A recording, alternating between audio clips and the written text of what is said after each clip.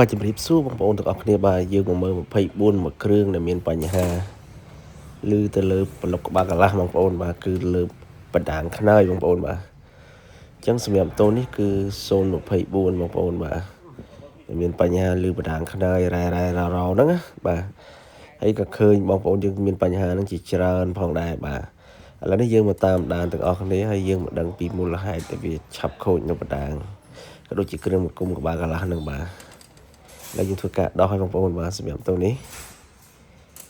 បាទយើងដោះផ្នែកខាងក្បាលកន្លះដោយសារវាមានបញ្ហាលាន់ណាបងប្អូនបាទអញ្ចឹងតូននេះគឺគាត់ប្រើប្រាស់ប្រេងសួរគាត់ដឹងមកលេតែកំប៉ុងដែកបងប្អូនបាទអញ្ចឹងគឺប្រើប្រាស់ប្រេងខាប់បងប្អូនបាទខាប់មែនតើប្រហែលជាលេខ25បងប្អូនបាទហើយដល់ពេលមានបញ្ហាហ្នឹងគាត់ក៏យកមកឲ្យខាងយើងឆែកអញ្ចឹងណាបាទឥឡូវយើងចាប់ផ្ដើមឆែកមើលហើយយើងក៏ប្រាប់បងប្អូនដែលប្រើប្រាស់ម៉ូតូស៊េរីចាប់ពី23ដល់26ហ្នឹងគឺប្រើប្រាស់ប្រេងរាវណាបងប្អូនបាទអញ្ចឹងប្រេងវាគឺលេខ 10W30 បងប្អូនបាទប្រភេទ MA អញ្ចឹងគឺប្រើប្រាស់ប្រេងរាវមែនតើបងប្អូនមើលនេះជាសំណុំបាទខ្នើយលកាមបាទឬបញ្ហាឬបណ្ដាងនេះបាទនៅបណ្ដាងខ្នើយហ្នឹងបាទឬសំឡេងខ្លាំងរំខានអញ្ចឹងណាបាទអញ្ចឹងនេះយើងដូរមកសំណុំបងប្អូនសំណុំនេះបាទហើយសម្រាប់បងប្អូនដែលទិញក្នុងការធានាជូន2ឆ្នាំឬក៏ 24000 គីឡូហ្នឹងការផ្លាស់ប្ដូរមិនត្រូវគិតលុយទេបងប្អូនបាទ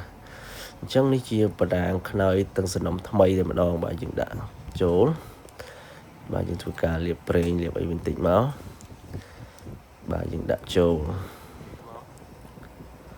បាទយើងដាក់ចូលហើយយើងធ្វើការរៀបចូលតាមលំនាំដើមដែលយើងដោះវិញមកបងប្អូនបាទយើងនេះជាឡតបាទដងរែកបាទជើងចាបដែលយើងហៅថាជើងចាបបងប្អូនបាទយើងដាក់ឲ្យត្រូវទីតាំងចាប់ចូលវិញមកបាទយើងដាក់ឆ្លឹងតង់ឆ្លឹងឲ្យត្រូវត្រឹមត្រូវតាមពងរបស់វាបងប្អូននេះបាទអញ្ចឹងយើងចាប់ចូលវិញបាទម៉ូតូនេះគឺគាត់ថែប្រេងដែរបងប្អូនតែគាត់ប្រើប្រេងខាប់បងប្អូនបាទអញ្ចឹងបើយើងប្រើប្រេងរាវគឺមិនងាយខូចទេបាទកាលណាប្រេងខាប់គឺពិបាកណាស់បាទបងប្អូនមើលប្រេងគាត់ណានេះ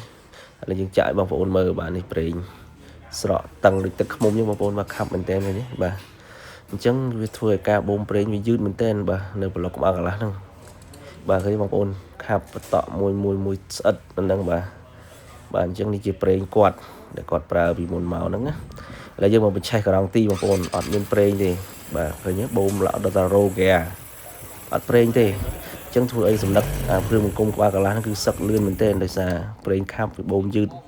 នៅពេលដែលម៉ាស៊ីនការ៉ង់ទីគឺអត់មានប្រេងឡើងក្បាលកន្លះទេបាទអញ្ចឹងយើងប្រើប្រាស់ប្រេង 10W30 របស់ប្រេងម៉ាក Honda របស់ក្រុមហ៊ុនបងប្អូនបាទយើងធ្វើការដូរប្រេងថ្មីនឹងចាប់ចូលបាទគាត់បានស្រួលបួលបាទហើយដំណើរការម៉ាស៊ីននេះគឺស្ងាត់ធម្មតាបងប្អូនដូររួចរាល់បាទអញ្ចឹងបងប្អូនកុំភ្លេចប្រើប្រាស់ប្រេងរាវទាំងអស់គ្នាបងប្អូនបាទកុំខាប់ពេកបាទអរគុណច្រើន